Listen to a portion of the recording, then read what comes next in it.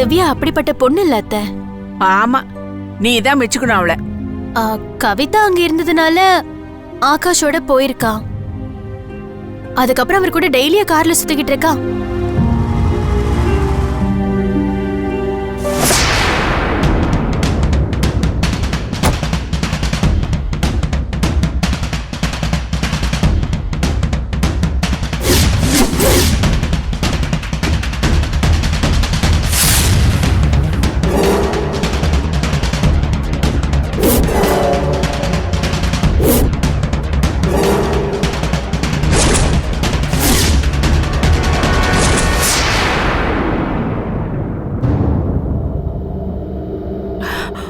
பாத்தியா பாத்தியா, பெருசா இவளுக்காக வக்காலத்து வாங்கின.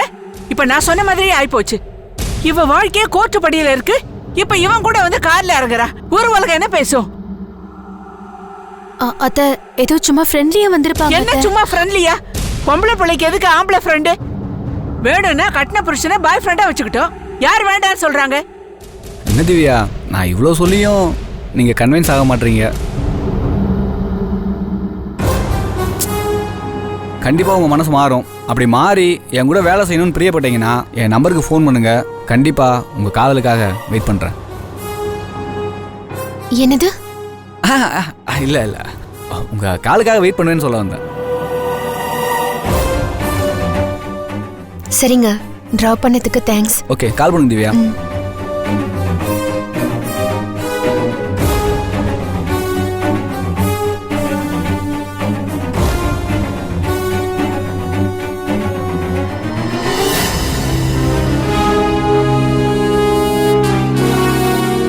என்னம்மா, சாப்பிட்டியா? உன்னதாமா கேக்குறேன், சாப்பிட்டியா? என்னாச்சு உங்களுக்கு? திவ்யா அத்தையோட நெஞ்சுவலி மாத்திரை எங்க வச்சிருக்கேன். அது தீர்ந்து போச்சு, அதான் வாங்கிட்டு வந்திருக்கேன். ஏன் வலி ஏதாவது வந்துச்சாமா? இந்தா.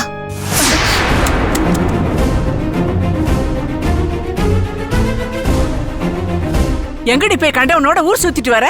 என்னம்மா, என்ன பேசுற நீ? கவிதாவோட அண்ணன் ஆகாஷ் கூட தானே வந்த? கொழுப்படுத்து போய் கொடைக்கானல் வரைக்கும் போனேன்.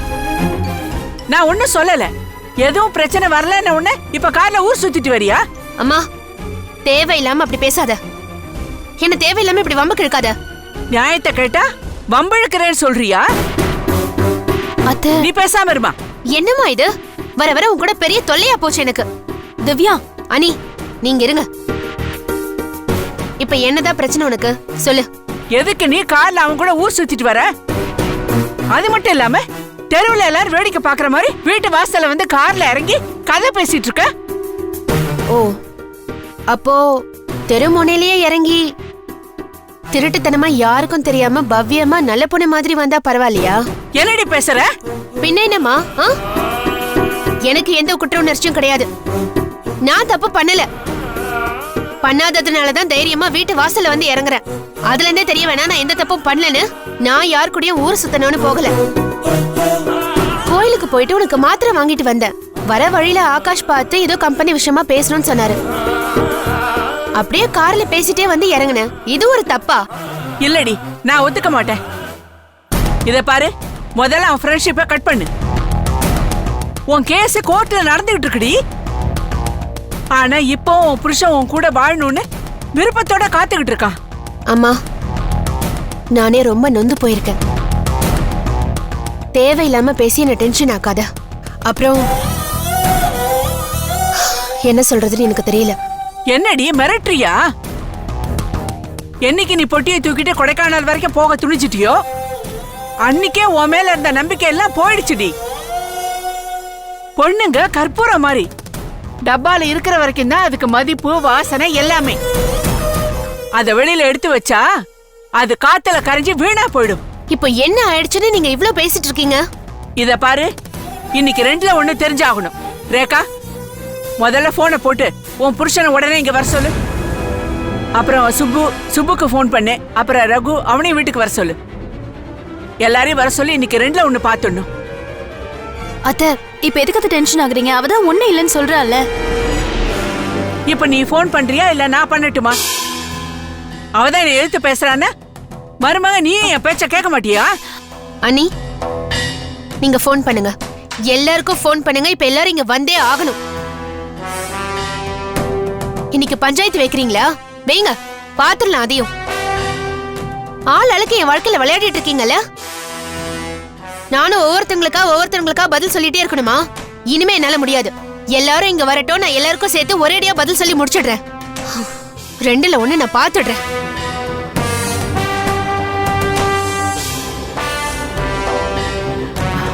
பாத்தியா எப்படி பாக்குறா, எப்படி சொல்லிட்டு போறா பாத்தியா?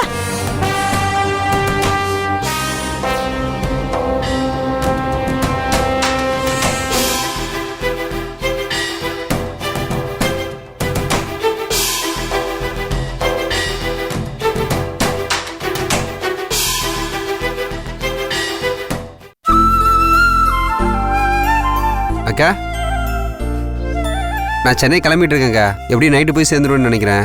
அப்புறம் நேற்று சாப்பிடும்போது இந்த பாலக் பன்னீரா சப்பாத்திக்கு தொட்டுக்க கொடுத்தியே, அது சூப்பரா இருந்ததுக்கா. அது எப்படி செய்யணும் காயத்ரிக்கு சொல்லிடுக்கா, நாங்க சாப்பிட்டுக்கிறேன். டேய், அவதாண்டா எனக்கு அதை சொல்லி கொடுத்தாளே. அவதான் சொல்லி கொடுத்தாளா? ஆமா. சொன்னவ கேவலமா செய்யற, நீ சூப்பரா செய்யற. அப்பா சங்கர், அக்காங்க சமையலை பத்தி பேசுற. கல்யாண வயசுல 2 அக்காங்க இருக்காங்க. அவங்களுக்கு எப்படி கல்யாணம் பண்ணிக்கிறதுன்றத பத்தி யோசிச்சியா? இங்க பாருங்க மாமா, என்னை விட பொறுப்பு உங்களுக்கு அதிகமா இருக்கு. ஏன்னா நீங்க தான் மூத்த மருமங்க, மறந்துடாதீங்க. எல்லாம் சரிதான்ப்பா, நான் அப்படி விட்டுருவேனா? எல்லாம் பார்த்து முடிவு பண்ணுங்க. நான் முன்னால் இருந்து என்ன செய்ய முடியுமோ அதை செய்யறேன். அவங்க 2 பேருக்கும் கல்யாணத்துல இன்ட்ரெஸ்ட் இருக்கா இல்லையானே தெரியல. ஏன்னா யார் மனசுல யார் இருக்கான்னு ஒன்றும் புரிய மாட்டேங்குது. யார் மனசுல யார் இருந்தா என்ன ஒண்ணு அரேஞ்ச் மேரேஜ் இல்ல லவ் மேரேஜ், அவ்வளவுதானே. எதுவா இருந்தாலும் கல்யாணத்துக்கு பணம் நிறைய தேவை. அதை நான் சம்பாரிச்சுக்கிட்டு இருக்கேன். Very good. ஒரு நிமிஷம் பேசிட்டு வந்துடுறேன்.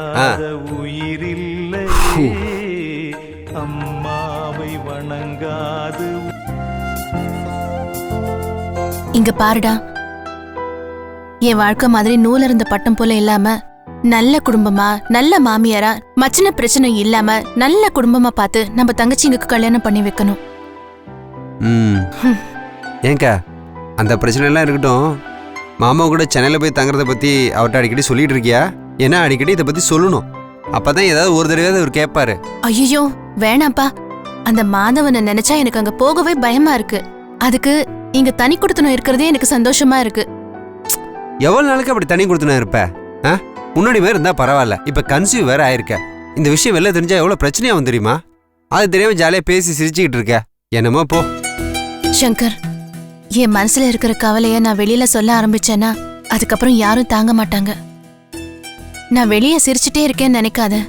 எனக்கும் பல கனவு, கவலை எல்லாமே உண்டு. ஆனா வயித்துல புள்ளைய சுமந்துட்டு இருக்கும் போது அழுதா அது குழந்தைய பாதிக்குமோன்னு பயமா இருக்குடா.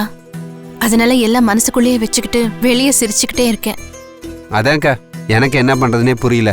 ஆனா முன்னாடி மாதிரி நம்ம ஏழையோ கோழையோ கிடையாதுக்கா. நம்ம கிட்ட போதுமான அளவுக்கு பண வசதி இருக்கு. இப்ப என்ன வேணாலும் பண்ணலாம். ஒரு வார்த்தை சொல்லு, பார்வதியோட மோதி பார்த்துடலாம். ஐயோ வேண்டாம்ப்பா, முரட்டுத்தனமா ஏதாவது பண்ணி வைக்காத. இந்த குழந்தை பிறக்கிற வரைக்கும் கொஞ்சம் பொறுமையா இருடா. அட போக்கா, எப்ப கேட்டாலும் ஏதாவது ஒரு காரணம் சொல்றேன். இப்ப கன்சீவா இருக்கேன், இப்ப எதுவும் பிரச்சனை வேணான்னு சொல்லுவேன். நாளைக்கு குழந்தை பிறந்ததுக்கு அப்புறம் இப்ப போய் ஏதாவது பிரச்சனை பண்ணா குழந்தை ராசி இல்ல அப்படின்னு சொல்லிட்டாங்கன்னு சொல்லுவேன். அப்புறம் எப்பதான் இந்த பிரச்சனைக்கு ஒரு தீர்வு வரும்? ஐயோ, நம்ம பிரச்சனைக்கு உங்க மாமா ஒத்து வர மாட்டாருப்பா. சரி, நான் காயத்ரி நிமி கிட்ட விசாரிக்கிறேன். அவங்களுக்கு கல்யாணம் பண்ணிக்கிற ஐடியா இருக்கா இல்ல வேற ஏதாவது மனசுக்குள்ள இருக்கான்னு போன் பண்ணி கேக்குறேன். போன்ல எல்லாம் வேணாம், நேரா போய் கேளு. ஏன்னா அப்பதான் என்ன ஏதுன்னு சொல்லுவானுங்க. சங்கர், நீ சென்னைக்கா போற? ஆமாம்மா. வீட்டுல ஏதோ பிரச்சனையா? நானும் உங்க கூட சென்னையில வந்து இறங்கிறேன். எப்ப பார்த்தாலும் உங்க வீட்டுல பிரச்சனை தான் இருக்குமா? ஒரு போன் வருது, பிரச்சனை சொல்லி வீட்டை விட்டு கிளம்பிடுறீங்க. என்னமாமா இது? எப்ப அதை பத்தி பேசுற நேரமா இது? சரி விடுங்க, பிரச்சனை தான் வரும். சரிக்கா, நான் கிளம்புறேன். பாத்துக்கோ. வாங்க மாமா. என்னங்க, என்ன பிரச்சனை, என்ன ஆச்சு? என்ன பிரச்சனைன்னு தெரியல, போய் பார்த்தாதான் தெரியும். போயிட்டு என்ன ஏதுன்னு உனக்கு ஃபோன் பண்றேன். நீங்க தனியா இருந்துக்குவல்ல? ஹவுஸ் ஓனர் அம்மாவை துணையை கூப்பிட்டுக்கிறேன். எனக்கு எந்த பயமும் இல்ல, நீங்க ஜாகிரதையா போயிட்டு வாங்க. அவங்க இருந்தா உனக்கு என்ன பயம்? எனக்கு தான் பயம். சும்மா இருக்கிறவங்க மனசை பேசி எடுத்துருவாங்க. அப்புறம் நான் வந்து என்கிட்ட சண்டை போடுவேன். சரி, நான் போயிட்டு ஃபோன் பண்றேன் உனக்கு. சரிங்க.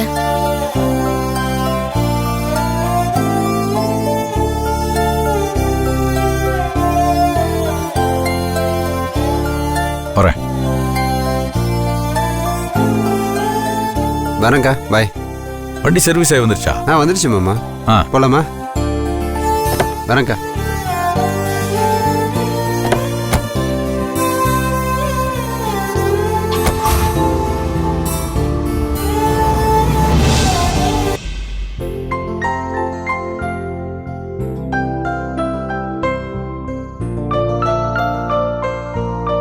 ஏண்டி டீ அடிக்குது?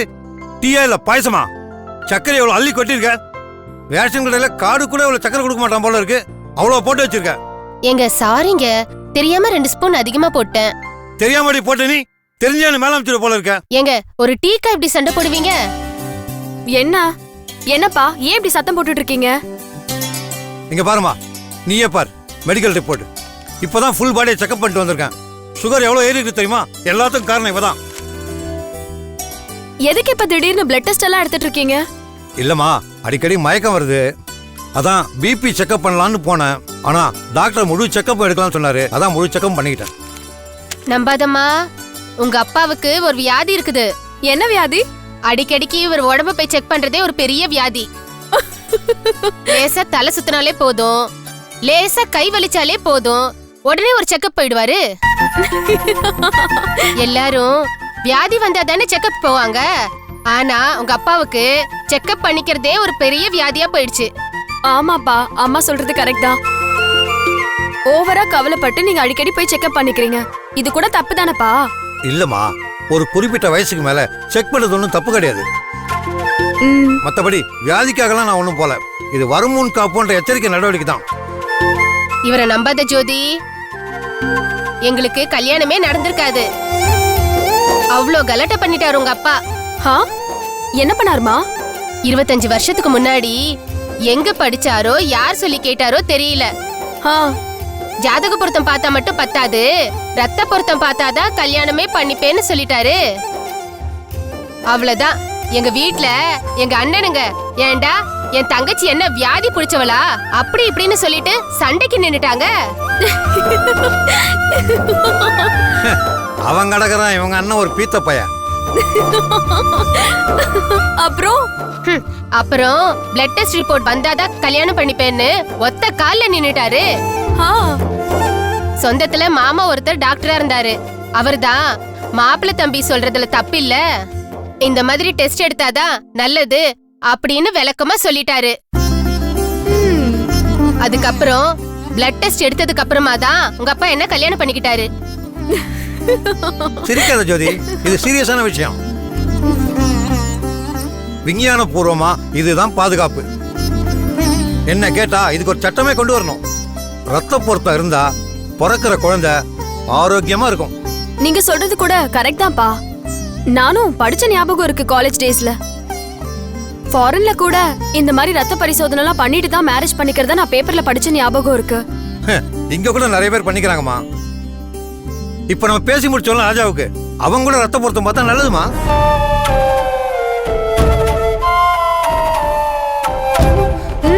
நீங்க சொல்றது கூட நல்ல ஐடியா தான்ப்பா. நீ ராஜாவை கூட்டு போய் ரத்த பொருத்தம் பாத்துருமா. எங்க வாய் வச்சுட்டு சும்மா இருக்க மாட்டீங்களா? அவங்க கோச்சிட்டு போய் இந்த இடமே வேண்டான்னு சொல்லிட போறாங்க. எவடிவ நம்ம குழந்தை நல்லா இருக்கிற மாதிரி அவங்களுக்கு பிறக்கிற குழந்தை நல்லா இருக்க வேணாமா? கரெக்ட் தான்ப்பா. சொந்தத்துல கல்யாணம் பண்ணிட்டா பிறக்கிற குழந்தை என்ன மாதிரி குறையில பிறக்கும் தெரியுமா? அந்த வேதனை பெத்தவங்களுக்கு தாமா தெரியும். நீங்க சொல்ற மாதிரி தான்ப்பா. என் ஃப்ரெண்டு ஒருத்தி நெருங்கின ரிலேஷன்ஷிப்லயே கல்யாணம் பண்ணிக்கிட்டா. பாவம், அவளுக்கு பிறந்திருக்க குழந்தை ஐயோ சொல்லவே கஷ்டமா இருக்குப்பா. குழந்தைக்கு ஏகப்பட்ட பிரச்சனை. ஹாஸ்பிட்டலா டெய்லி தூக்கிட்டு அலைஞ்சிட்டு இருக்காங்கப்பா. இந்த மாதிரி கஷ்டம்லாம் யாருக்குமே வரக்கூடாதுப்பா. நீ ராஜாவை கூட்டு போய் உடனே பிளட் டெஸ்ட் எடுத்துருமா. எனக்கு என்னமோ இது விபரீதமா படுதுங்க. மா நீ கொஞ்சம் சும்மா இருமா. அப்பா சொல்றதுதான் கரெக்ட். நான் முடிவு பண்ணிட்டேன். ஹலோ ஹலோ ஜோதி. சொல்லு திவ்யா.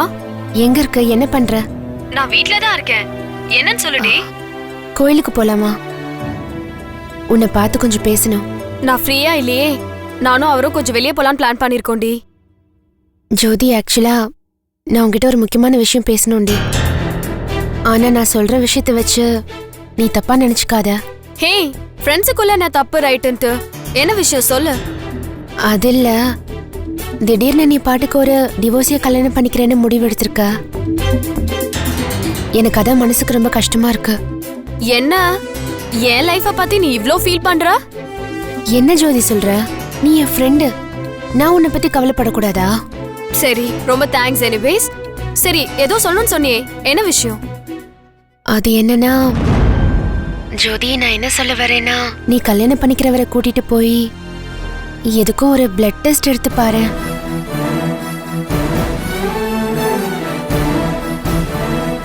என்ன சொல்ற? இல்ல, நான் என்ன சொல்ல வரேன்னா, கல்யாணம் ஆனவர் இல்லையா, நாம தானே எதுக்கும் கொஞ்சம் ஜாக்கிரதையா இருக்கணும். கொஞ்சம் சேஃபா இருக்கிறது பெட்டர் இல்லையா? அதனால தான் சொல்றேன். எனக்கும் இன்ஃபேக்ட் அப்படி ஒரு ஐடியா இருக்கு. அப்ப வெரி குட். முதல்ல போய் பிளட் டெஸ்ட் பண்ணு ப்ளீஸ். சரிடி, கண்டிப்பா. ஓகேடி, நான் அப்புறம் கூப்பிடுறேன். Bye bye. சரி, நான் சொன்ன விஷயத்த மறந்துடாத. ம்.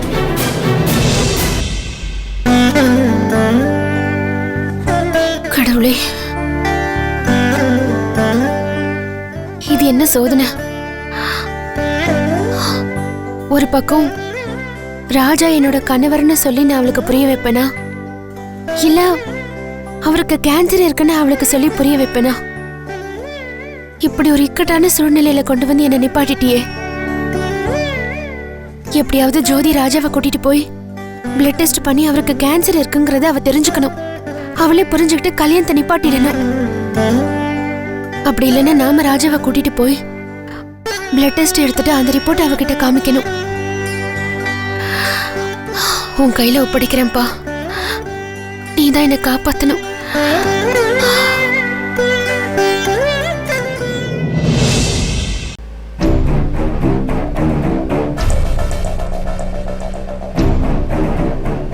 என்னப்பா பாக்குற? ஒன்றும் இல்லை, நீங்கள் நல்லவரா கெட்டவரான்னு யோசித்தேன். டேங்கப்பா, என்ன திடீர்னு அப்படி ஒரு சந்தேகம்? இல்லை, காஞ்சிபுரத்துலேருந்து சென்னை வரை சைலண்ட்டாக இருக்கீங்களே, சைலண்ட்டாக இருந்து எல்லா கருத்தையும் சாதிச்சிடலான்னு பார்க்குறீங்களா? இதை பாருப்பா, நான் இப்போ நல்ல மூடில் இருக்கேன். நீ இது வரைக்கும் நல்லபடியாக தான் பேசிகிட்டு இருந்த. நாம் 2 பேரும் இதே மூடை மெயின்டைன் பண்ணுவோம். எனக்கும் கவிதாவுக்கும் எந்த சம்மந்தமும் கிடையாது. நாங்கள் 2 பேரும் நல்ல ஃப்ரெண்ட்ஸு, அவ்வளோதான். தேவையில்லாமல் எங்களை சம்மந்தப்படுத்தி பேசாத, என்னை டென்ஷன் படுத்தாத. நான் இப்போ என் வேலையே சென்னைக்கு போயிட்டுருக்கிறேன். எதுக்குப்பா சிரிக்கிற? நான் சொல்ல வந்த காரியமே வேற. கவிதா மேட்டரை பற்றி நான் பேசவே வரல. நீங்கள் தான் வந்து வலையில் விழுந்துட்டீங்க. கவிதாவை பற்றி பேசலையா? ஆமாம், நான் நினச்சதே வேற விஷயம். ஓ, வேற விஷயமா? நானாக தான் உளறிட்டனும். ஆமாம், யார் மனசில் என்ன இருக்குன்னு பேசினா தான் தெரியுது. என்ன பண்ணுறது? ஏப்பா, நீ வண்டியை மட்டும் ஓட்டினா பார்த்தாதா, என்னையும் சேர்த்து ஓட்டணுமா? சாரி மாமா, நான் கேட்க வந்த விஷயமே வேற. என்ன விஷயம் கேட்க வந்த? ஏதோ சைலண்டாக இருந்தே காரியத்தை சாதிக்கிறேன்னு சொன்னேன். என்ன அது? இல்லை மாமா, எத்தனை நாளைக்கு தான் காஞ்சிபுரத்துக்கும் சென்னைக்கு அலைஞ்சிட்டு இருக்க போகிறீங்க? நான் வேணா என் இன்ஃப்ளூயன்ஸை பயன்படுத்தி சென்னைக்கு உங்களுக்கு ட்ரான்ஸ்ஃபர் வாங்கி தரவா? ஐயோ, இப்போ காஞ்சிபுரத்தில் தனி கொடுத்தனோம். அதை தான் சொன்னேன். எத்தனை நாளைக்கு தான் அப்படி ரகசியமாக குடும்பம் நடத்த போகிறீங்கன்னு. ஏன் மாமா, காலம் முழுக்க உங்கள் வீட்டுக்கு தெரியாமல் காஞ்சிபுரத்தில் அக்கா கூட குடும்பம் நடத்துவீங்களா நீங்கள்? இப்போ இதில் யாருக்கு என்ன நஷ்டம்? நல்ல கதையாக இருக்கே மாமா. 4 பேர் பார்த்தா தப்பாக பேசுவாங்க மாமா. எதுக்கு தப்பாக பேசுவாங்க? நானும் அவளும் புருஷ மொண்டாட்டி, நான் அவள் கழுத்தில் தாலி கட்டியிருக்கேன். அப்புறம் என்ன? தாலி கட்டியிருக்கீங்களே, அப்புறம் எதுக்கு ரகசியமாக குடும்பம் நடத்தணும்? உங்கள் வீட்டில் சந்தோஷமாக சென்னையில் போய் குடும்பம் நடத்த வேண்டியதானே?